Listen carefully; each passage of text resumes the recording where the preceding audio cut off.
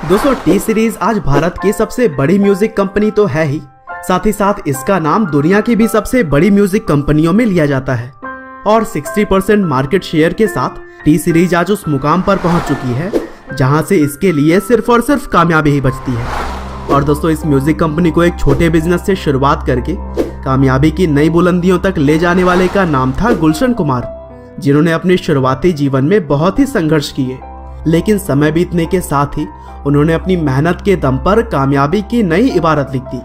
हालांकि सफलता के बुलंदियों पर राज कर रहे गुलशन कुमार से जलन रखने वाले लोगों ने महज 41 साल की उम्र में ही उनकी हत्या करवा दी, लेकिन उनका यह छोटा सा ही जीवन दुनिया के बहुत सारे लोगों के लिए एक मिसाल बन गया और आज भी उनकी लाइफ स्टोरी लाखों करोड़ों लोगों को प्रेरणा देने का काम करती है।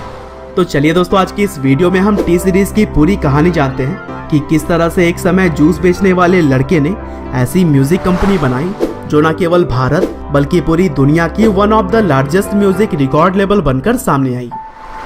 तो दोस्तों इस कहानी की शुरुआत होती है 5 मई 1956 से, जब नई दिल्ली के पंजाबी हिंदू परिवार में गुलशन कुमार दुआ का जन्म हुआ। उनके पिता का नाम चंद्रभान कुमार दुआ था, जो कि दिल्ली के दरियागंज इलाके में जूस बेचने का काम किया करते थे।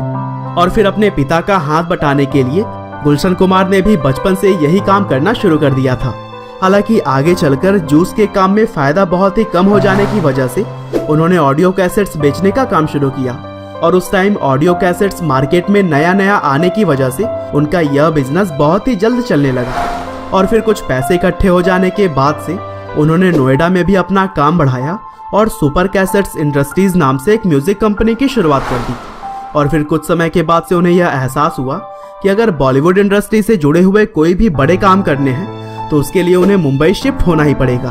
और फिर इसी सोच के साथ गुलशन कुमार मुंबई चले गए, जहां पर उन्होंने संगीत को और भी अच्छे से समझा और अपने बिजनेस को भी बढ़ाना शुरू कर दिया। और फिर आगे चलकर 1983 में उन्होंने अपनी म्यूजिक कंपनी का नाम बदलकर टी सीरीज कर दिया।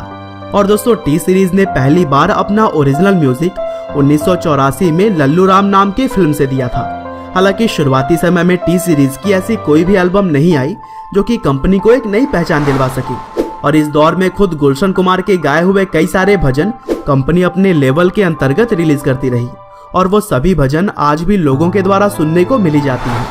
हालांकि आगे भी अपने प्रयासों को गुलशन कुमार ने जारी रखा और फिर पहली बार 1990 में आशिकी फिल्म के गानों से कंपनी को नई पहचान मिल सकी और इस एल्बम की लगभग 20 मिलियन कॉपीज बेची गई, जो कि आज भी सबसे ज्यादा बेचे जाने वाले एल्बम्स में से एक है। और फिर यहीं से टी सीरीज को जो सफलता मिलनी शुरू हुई वह आगे कभी भी नहीं रुकी और 1997 आते आते टी सीरीज बॉलीवुड की सबसे बड़ी म्यूजिक लेबल के तौर पर सामने आई। और यहीं से हर एक दिन गुलशन कुमार कामयाबी की एक नई गाथा लिख रहे थे, लेकिन उनकी इतनी तेजी से तरक्की को देखते हुए उनके बहुत सारे कॉम्पिटिटर्स जलन की भावना रखने लगे थे और इसी के चलते जब वह सिर्फ 41 साल के थे तब उनकी हत्या करवा दी गई। और फिर छानबीन में यह पाया गया कि इस हत्या में डी कंपनी का हाथ था। और जब उनकी हत्या हुई थी तब सुदेश कुमारी यानी कि उनकी वाइफ से उन्हें एक लड़का और 2 लड़कियां थीं, जिनमें लड़के का नाम भूषण कुमार और लड़कियों का नाम तुलसी और खुशहाली है। और फिर गुलशन कुमार के मृत्यु के बाद से टी सीरीज को आगे बढ़ाने की जिम्मेदारी उनके भाई किशन कुमार और बेटे भूषण कुमार ने संभाल ली। और फिर इन्होंने भी समय के साथ बदलाव कर गुलशन कुमार के इस म्यूजिक एम्पायर को और भी ऊंचाइयों तक पहुंचाया। और चूंकि गुलशन कुमार के बेटे भूषण कुमार एक नई उम्र के युवा थे, इसीलिए उन्होंने अपनी समझ से टेक्नोलॉजी के इस्तेमाल पर जोर दिया और यही वजह है कि आज भी टी सीरीज देश का नंबर 1 म्यूजिक रिकॉर्ड लेबल है। और दोस्तों 13 मार्च 2006 को टी सीरीज का यूट्यूब पर भी चैनल बनाया गया, जो कि आज पूरी दुनिया में यूट्यूब का दूसरा सबसे बड़ा चैनल है। हालांकि चैनल बनाने के 4 साल के बाद से यानी कि 2010 में टी सीरीज ने अपना पहला वीडियो अपलोड किया था और इस चैनल पर फिलहाल 65 मिलियन से भी ज्यादा सब्सक्राइबर्स हो चुके हैं, जो कि शायद आपके वीडियो देखते समय और भी बढ़ चुके होंगे, क्योंकि हर दिन इस चैनल के साथ 1,50,000 नए सब्सक्राइबर जुड़ते हैं। और इस कंपनी ने जनवरी 2018 से जुलाई 2018 के बीच सिर्फ अपने यूट्यूब चैनल से ही करीब $100 मिलियन की कमाई की थी। हालांकि दोस्तों अंत में बस मैं यही कहना चाहता हूँ कि टी सीरीज कंपनी हर उन युवा के लिए एक मोटिवेशन है जो कि फिलहाल अपनी लाइफ में स्ट्रगल कर रहे हैं, क्योंकि गुलशन कुमार अगर जूस बेचने से लेकर सबसे बड़ी म्यूजिक कंपनी खड़ा कर सकते हैं तो आप क्यों नहीं। उम्मीद करते हैं कि गुलशन कुमार की इस लाइफ स्टोरी को जानकर आपको भी कुछ न कुछ सीखने को जरूर मिला होगा।